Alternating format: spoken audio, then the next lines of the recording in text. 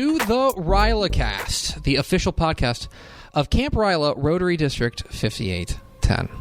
My name is Greg Tepper. I'm speaking into a microphone. There's another microphone on this table. And speaking into that microphone, you will find the real star of the show, the award-winning podcast host. It's Andrew Josey Utz. Well, hello, Greg. Hi, Thank Andrew. You. It's good to see you, bud.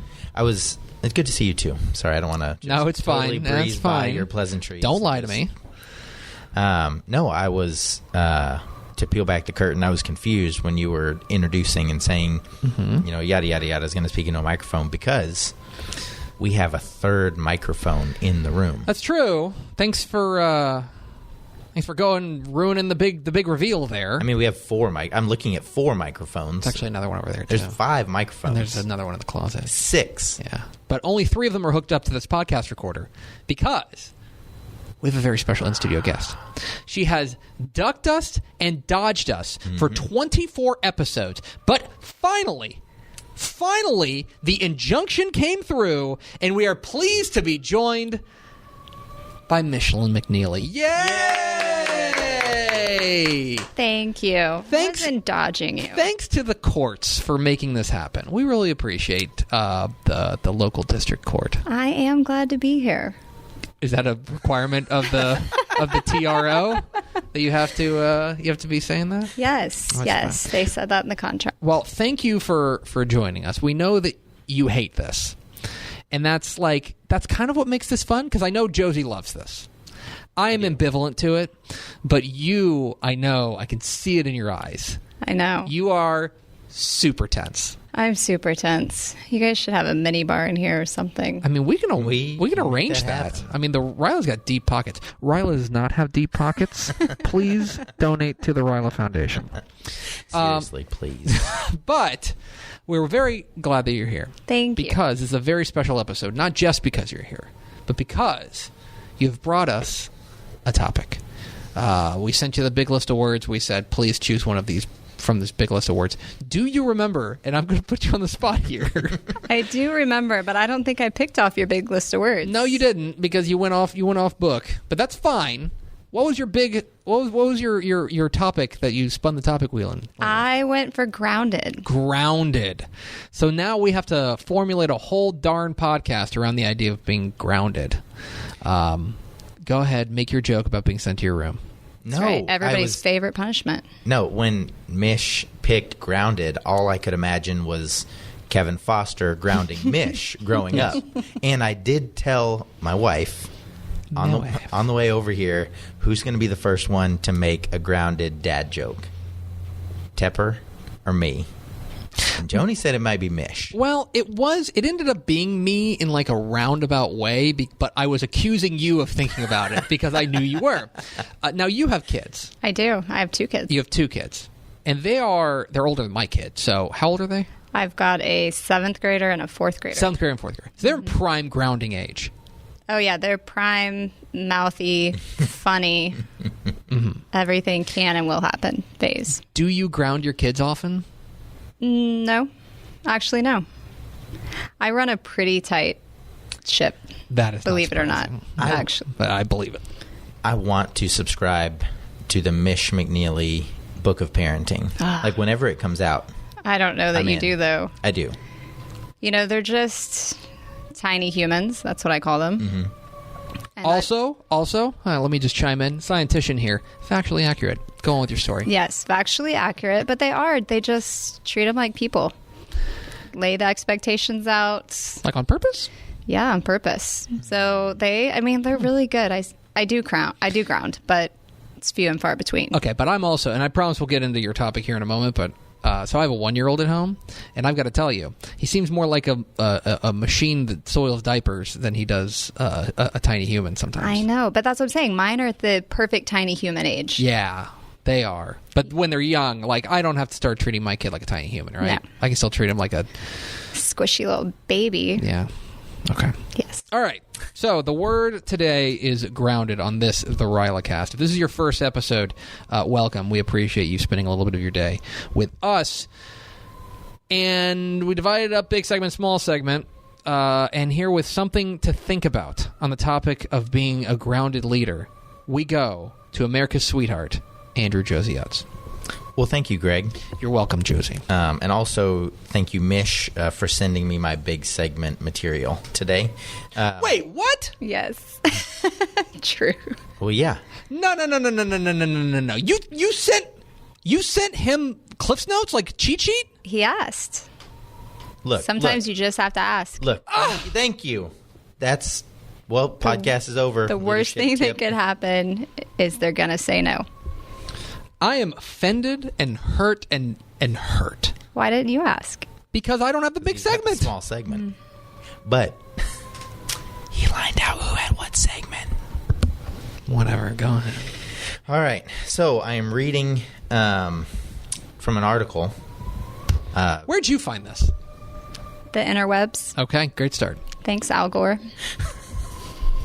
I am reading from an article from Bob Rosen, who... Of course. But just for those of you who don't know. Of the famous Rosens. Famous Rosens, not Josh. He's a little older than Josh. He's the founder and CEO of Healthy Companies International and the best-selling author of the book Grounded, How Leaders Stay Rooted in an Uncertain World.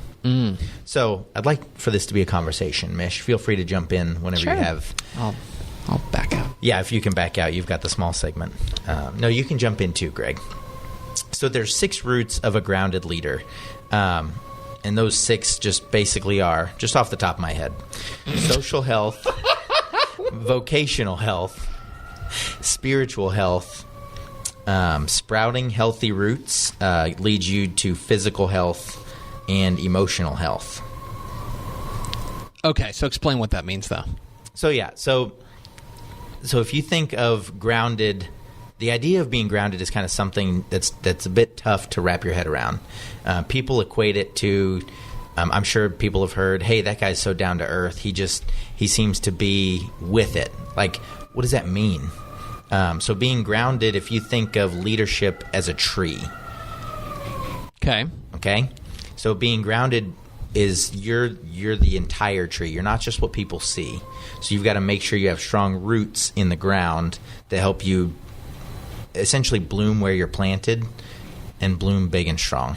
Okay. So what you're saying is to make sure that not any sort of slight breeze, call it adversity, will come and knock you over. You want to make sure that you are firm in your roots, if we're going with the tree analogy here.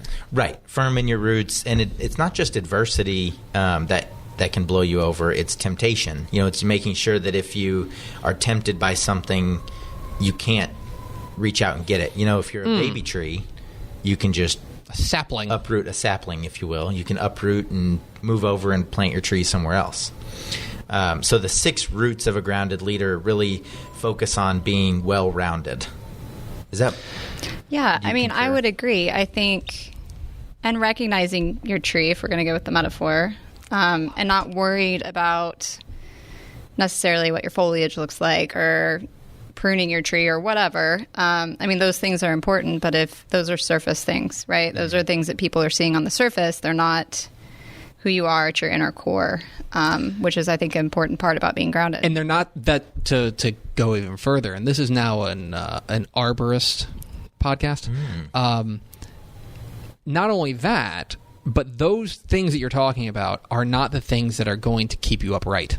Correct. Right? Like the color of your leaves or the berries or what have you, whatever kind of tree, your pine cones. Or even the season of your leaves. Sometimes you don't have any. Correct. That's okay too. But those are not constant. Those are fleeting, right? Those are going to change, and that's okay as long as the things that don't change are strong, which are things about, because you can have all those wonderful things, but if you have weak roots, then it's not going to matter, because you're going to get knocked over by a kid throwing a football and running headlong into you. Well, I think it's important to think too that your roots aren't always in the same spot either, and so I think it's more of a thinking of being grounded within yourself, because life continually changes. I'm in a spot in my life now, right, with my tiny humans, where my tree is planted somewhere different than yours is right now. And it's going to be continuing to be replanted and recognizing that, hey, it's okay for me to uproot myself and go somewhere else. Knowing foundationally this is who I am. So regardless of where I'm at that spot in my life, career, education, whatever, that I've got that foundation and I can pick it up and take it with me wherever I'm at. Oh, so what you're saying, okay, so this is interesting. So what you're saying is that even though you have roots, those roots have to be, they have to be almost like movable. You know what I mean? Like you have to be able to pick up and go somewhere. Especially, I would say, Mish is 26 years old, and so she is like in an age where they're very, young people are very mobile. They have a lot of different, they've got a lot of different things going on, and so especially for young people like Mish, you need to be able to pick up and move while still remaining strong wherever you end up. And I guess that's an interesting point that I hadn't considered in this analogy. Well, thanks for pointing out my age. Might be. Yeah, we'll edit that out. Thank you. I will not edit that out. I'm the editor, and I will not No, but edit I think if you're too grounded, then you're that person that, plants their feet on the ground and is like, well, I'm not budging. I'm not willing to move. I'm not willing to go one way or the other. I'm not willing to meet you in the middle. I'm not willing to, change. And I think that's as big a detriment as it is when we talk about, the leaves always changing and that part always changing, that if you can't have some movement with it, you're going to be dead in the water, in my opinion. So the important part is not to confuse grounding with stubbornness. Right. See, that's really good. Good job. Okay. Well, yeah. So I guess I briefly touched on the 6 roots of a grounded leader, so how do you get grounded? And I know we're wrapping up kind of the big segment here, but it's important, with that social health aspect, that you really build an environment of individuals that you trust, and they can be mutually beneficial relationships, but you have to make sure that you really have somebody that you can bounce some ideas off of, and make sure you're not just one lone tree, you're a tree in a forest. Oh yeah, absolutely. Well, and I think it's balance. I mean, I know in my life personally, if I'm out of balance at work, I'm not a good mom, I'm not a good wife. If I'm full on with my kids at that moment, I'm not a good employee, and I'm not a good boss, and I'm not those things. And so it's never going to be 50-50, right? You're never going to be balanced in all regards. But if you're not paying attention to your physical health, that's going to throw you off balance. If you're not paying attention to your emotional health, that throws you off too. And so some days, it's going to be 80-20. Sometimes it's going to be 60-40. But I think if any one of those things, is not your spiritual health, whatever it might be, if one of those things is not getting the nourishment and the attention it needs, then it totally throws you off balance. Okay. That was a good big segment. That was a really good segment. Thank you, Mish, for providing the materials, and Josey, thanks for reading them. You're welcome. Thank you both. I searched long and hard for all of the content that I'm going to bring on here, and you're just like, hey, Mish, you got something?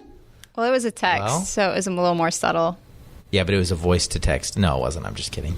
Yeah, I bet that you're just screaming into your iPhone as you're driving 60 miles an hour to the office to record the podcast. I was like, hey, Mish, you're one of my big role Oh, models. God. Yeah, did you see what I just saw? No, go ahead. You're just buttering up Mish. Look, I'm buttering up Mish, but I'm not buttering up Mish. Like, a Mish is pretty much like the great white buffalo of all right, great buffalo.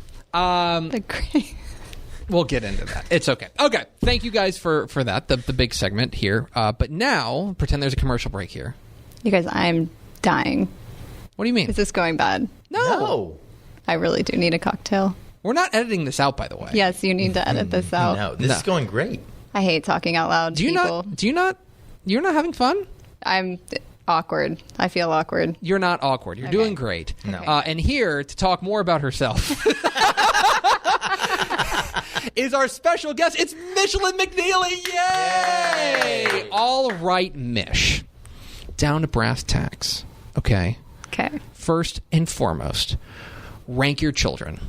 Rank my children. I love my white golden doodle biscuit. So that's Number one. First, okay. Number one.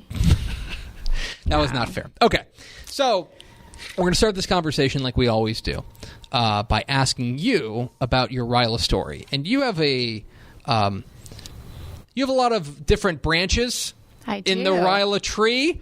I do. Look at that. The analogy. Anyway, tell me a little bit about your RYLA story. So I grew up in a family of where my father was a Rotarian. And so he went off to camp probably when I was a second grader and left for camp. And honestly, I was a little bit miffed. You know, he took off a week in the summer to go hang out with all these other kids. And I was like, well, hey, I'm here. It's summer. I'm out of school. And so, think it was going to be a one summer thing. And the next summer it's, hey, I'm going off to this camp again. And so we were exposed to it from an early age. And, then here came my time to apply. And of course, I begrudgingly did. Honestly, just nervous about it, not sure I wanted to be a part of it. Have known about it, all that time. Even to the point where it was time to go to camp and my dad's already at camp. And I'm like, getting sick in the car on the way to drop off. Like, oh, Mom, I'm pretty sure my throat hurts. I can't. Man, really? Are you going to send me to camp with this fever, But I went, and as all of us did, it was an incredible experience. But I think it goes up a level to have that experience with somebody in your family. I mean, I know you've got Joni there, like just having that experience and be able to connect with somebody on that level, not only of the camp experience, but then from this family experience, honestly, is one of the greatest gifts I've had in my life. Okay, so who's your dad? My dad is Kevin Foster. Okay, good. So I want to reset. You got to make sure, I know that. I'm going to have to, when I see him, I'm seeing him actually next week, I'm going to have to put this on his phone because it will rock his world even figure out what a podcast is. So wow, I think you owe him a little bit more. I don't think so. Actually, I think Kevin is extremely savvy, but I think that's just me. You can say whatever you want. You're his daughter. Said it, and it's on tape. So what do you do now? Now I work at a company that does live event and video production. Like a Pine Car Derby? Exactly. Pinewood Derby? Pinewood You're looking for Pinewood Man. Derby. It's fine. I think that's Boy Scouts. That is Boy Scouts. I built Pinewood. No, I mean, we do large-scale corporate events, political events. We work with retailers, do a lot of multi-level marketing, but we do, large corporate events. And so we're talking about big seminars type stuff. Conventions, customer meetings, things like that. How'd you get into that? Hormones. I was in... I'm sorry. I'm just looking around to make sure everyone else heard that. Waiting for the live studio. I was in a post-production television house when I came out of college, and TV happens every week. There's never a day off. There's never time off. And I had my firstborn and went back to work and was like, this is not working. At the television house, we were doing award shows at the time. So starting to get in the live events. And I was like, hey, I'd like to do this, but I'm done with the hours that television is. And they were like, well, hey, we're just really wanting to stay in television. We're actually not wanting to do the event side.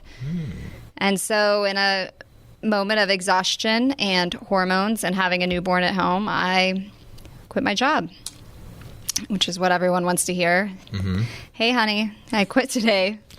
I don't have a backup plan, but anyway. But how was your day? But I decided then I was going to freelance in AV, technical directing shows and calling shows. And within 2 months of quitting, the first client called and said, hey, we need you to do our show. And so I quickly incorporated, and that's actually been 13 years this year. Wow. What's your degree in? Broadcast journalism. From where? A&M, but they don't have that degree anymore. So I like to tell people I shut down that school. They were never going to do any better. Yeah. They were never going to do any better. Okay, so then how would you say that you use, the things that you learn not only at camp, but just in the whole RYLA sphere? RYLA sphere. That sounds like a really cool, battle dome. Anyway, the RYLA sphere. How would you say you use the lessons, the things you learned from there in your daily life? Live events are a lot of pressure, and I realize I'm saying this, and people listening are probably doctors and jobs that really do have real life pressure, right? There's no lives at stake with my job, but there's only one shot at a live event. Some events we plan 18 plus months for, and we got one shot at whatever that session is, or we've got one shot at that opening act, or so it's a lot of pressure. And it's working with a lot of people I don't know. Any given show site, I can walk out and there's 30 people I've never worked with before, but the 30 of us have to work perfectly together to execute this event. And so it's taking a lot of personalities, a lot of people's temperaments, a pressure cooker of a atmosphere, if you will, and having to navigate what that looks like for everybody and being willing to meet everybody where they're at, to have a perfect show. So to just jump around in the life of Mish. So you've been back to camp. Have you ever missed? I have. I got married in the summer and had 2 kids in the summer. Selfish. Yeah. So yeah, as much you as even committed. I know. I mean, it was like, stay home, have Chris Kellen deliver my baby. You got to make a choice. I I gotta be honest. No, the answer is a hard no. All right, never mind. Okay, fine. So, so what are the different roles you've had at camp? And then a follow-up question. Yes. Is which one of those is your most favorite? And a follow-up question, which one is the most challenging? Okay, those are all good. I've been on staff. I've been a counselor, and the last 2 years now, I've been the counselor trainer. I don't know if we have an official title. Counselor czar. Mm-hmm. Counselor czar. I've been the counselor czar. That's good. Obvious here on this podcast, I'm painfully awkward. So I love being in a cabin because I can focus on those, 12, 14 girls. I can kind of be in my my bubble of your comfort zone. Yes, I could be in my comfort zone, but I can be. I can worry about the 12 of them and not have to worry about anything else that's going on in the camp because my focus is those soul kids. And so for me, that's less pressure, if you will, and that I get to pour into those 12 versus the camp. So I would say I love being in the cabin, but I love this now too. I think that the counselor's job, as Greg doesn't know yet, we're going to get you there, Greg, but the counselor's job, I think you have such an influence on these individuals, and long term you are helping them get to college. You're helping them get to their careers. They're having their first kids. They're getting married.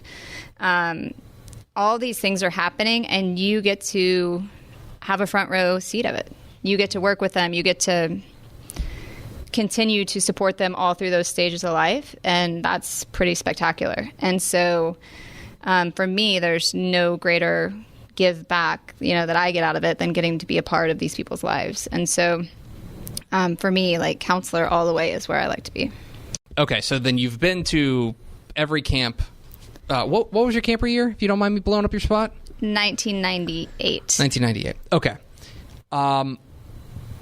You've kind of explained it, but I'm going to make you kind of put a fine point on it. Mm-hmm. Why do you keep coming back? You're a busy person.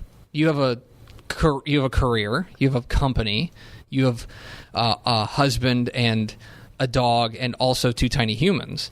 Why is it important for you? Because it's not just the week at camp that you're involved in. You're involved in the RYLA program year round. It's a commitment.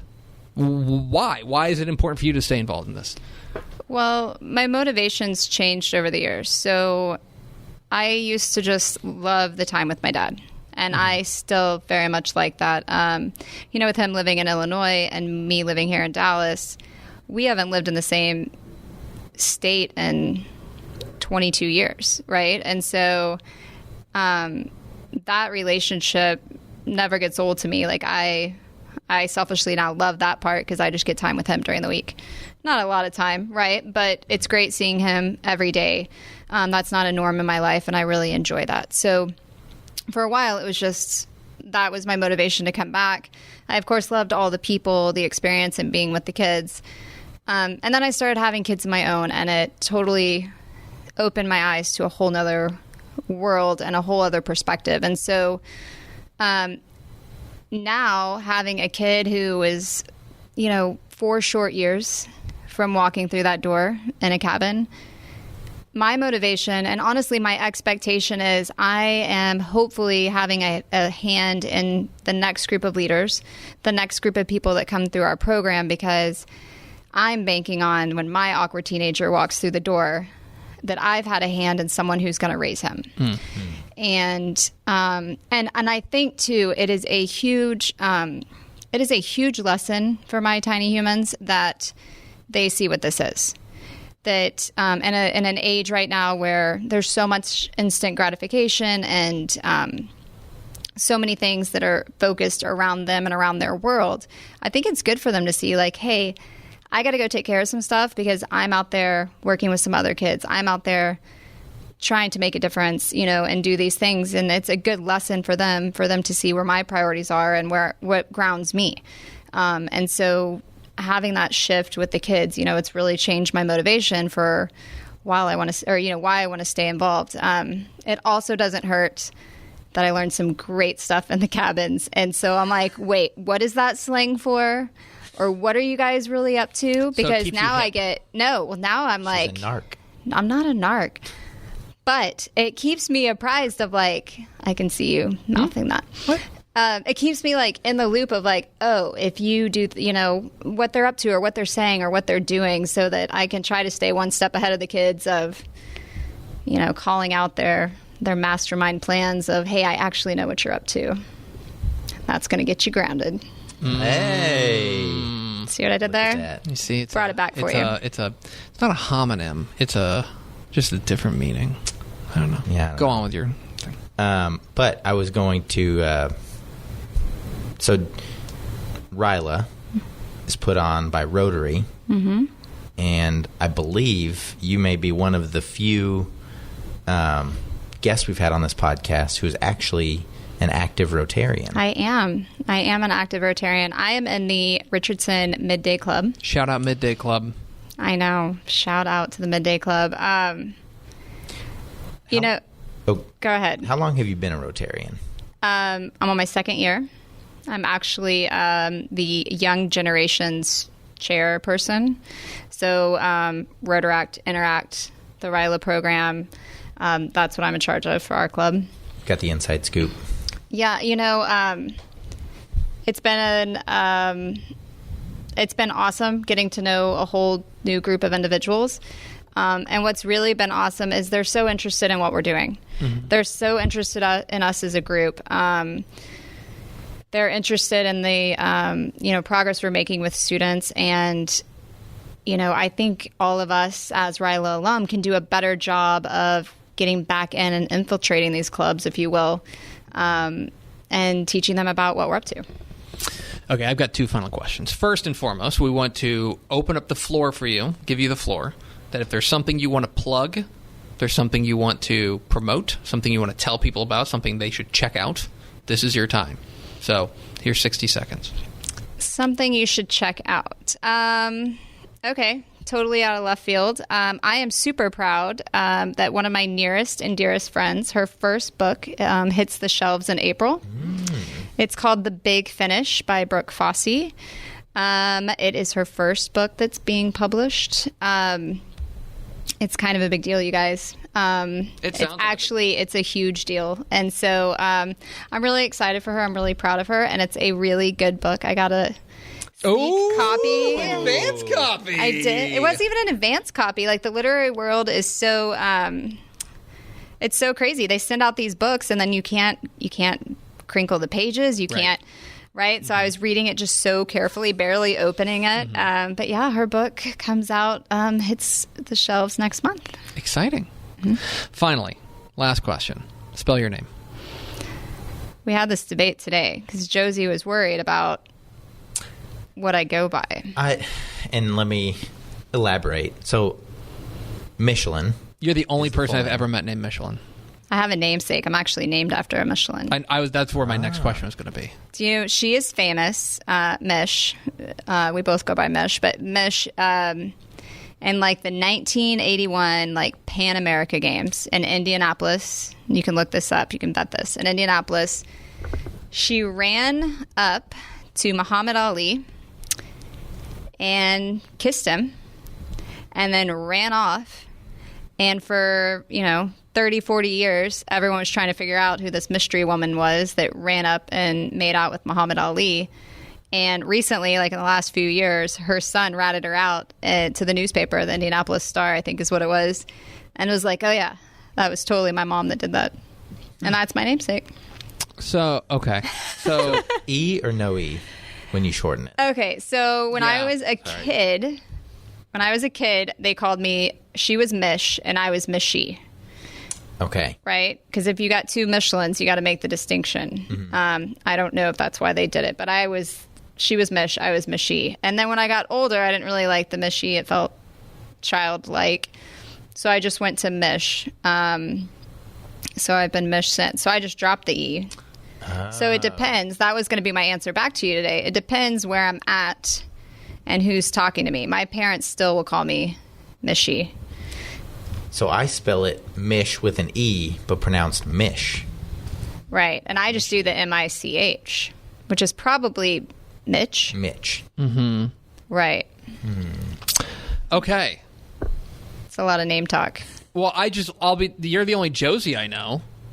That's a made-up name, I think, though. Okay. Well, just bye, everybody. I don't think it's a made-up name. I think you have value.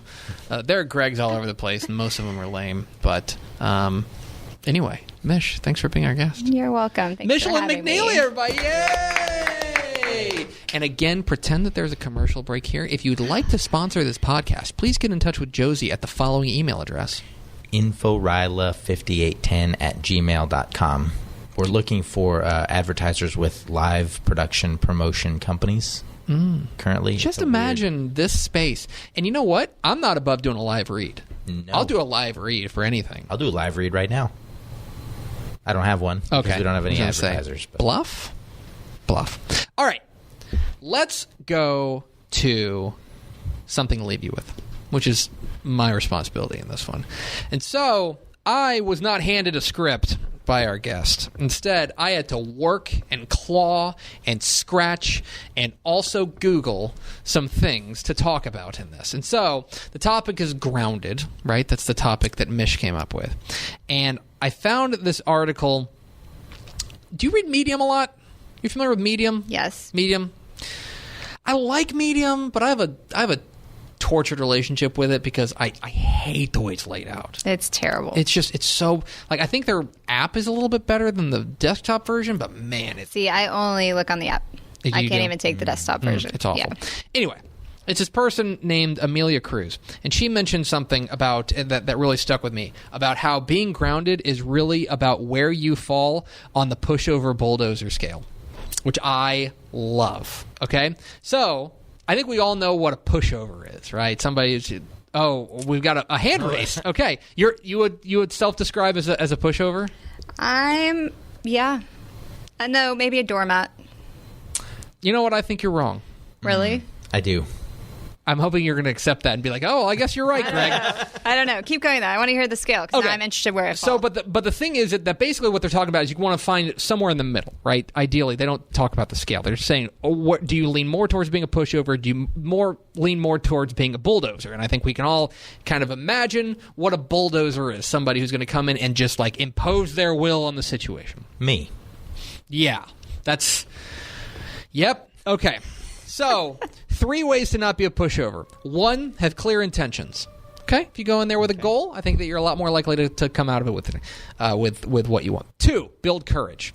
I think that's kind of obvious, right? Is that like ultimately it's going to have to come from self-confidence and standing up for yourself if you're not going to be a pushover. And 3, and I thought this was interesting, was be adaptable. That in a lot of ways, I think that what you've got to figure out is What are your non-negotiables? Figure out what those are. Everything else we'll figure out along the fringes, but being adaptable, I think, is key to not being a pushover. So let's go to the other side of it, right? Not being a bulldozer. One is have humility.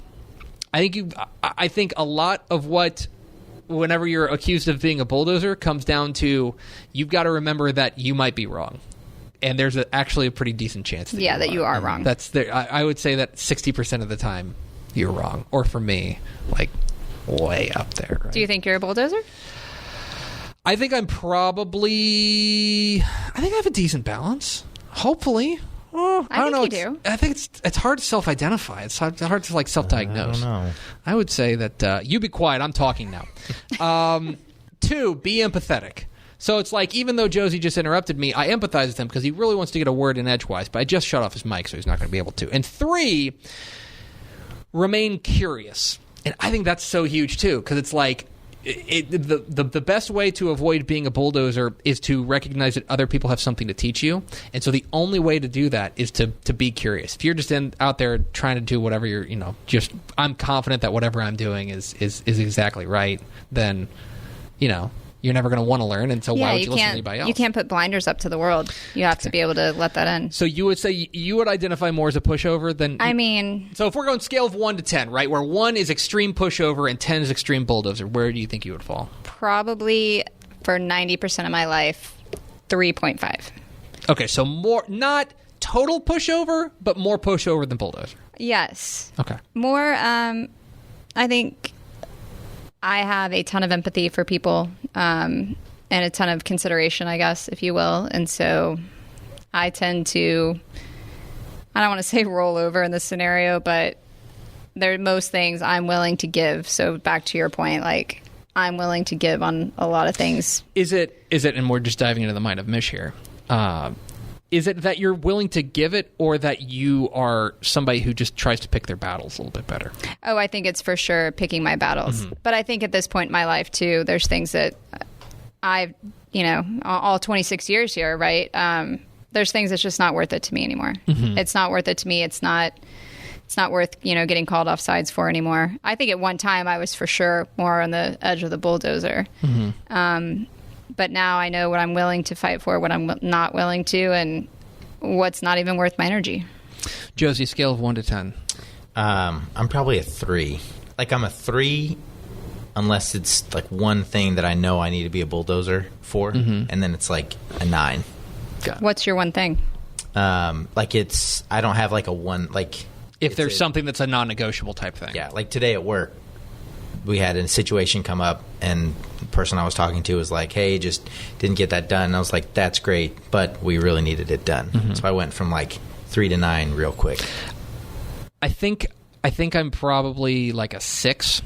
I think I'm probably a little bit more on the bulldozer than the pusher, or at least I think I am. I don't know. I think I've probably gotten, maybe it's just because my role at work has changed, and maybe it's because like my role in humanity has changed recently, that I would say that I'm probably a little bit more, becoming more of a bulldozer than a pushover. But I will also say that all of us are within the margin of error, right? It's like we're all kind of like around, self-diagnosing along this. I don't think anybody's like, I'm a 9. You know what I mean? I'm a complete bulldozer. Yeah, but they might. You think so? Yeah. You think there are people you think there are people who are listening who's like, I'm a 9? Like they're thinking that right now. I think so. I think if you're being honest with yourself. I mean, I don't really like saying out loud that I'm a pushover, right? But that's more my... recorded. I know. Yeah. But that's more my natural place. And I guess to Josey's point, like, yeah, there are things you're going to call me off sides for. And that I am going to be the bulldozer. But for the most part, that's where I'm at. I'd like to be more yours, 5 or 6, somewhere in there. But no matter what...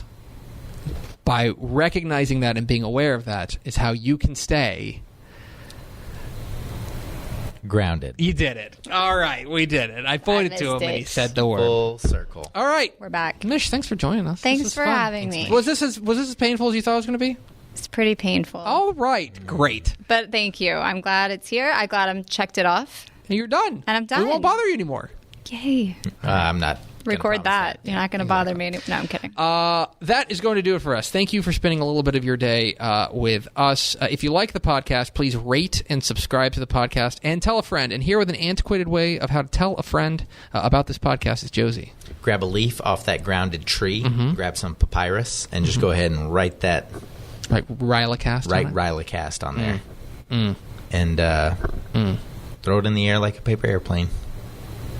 Perfect.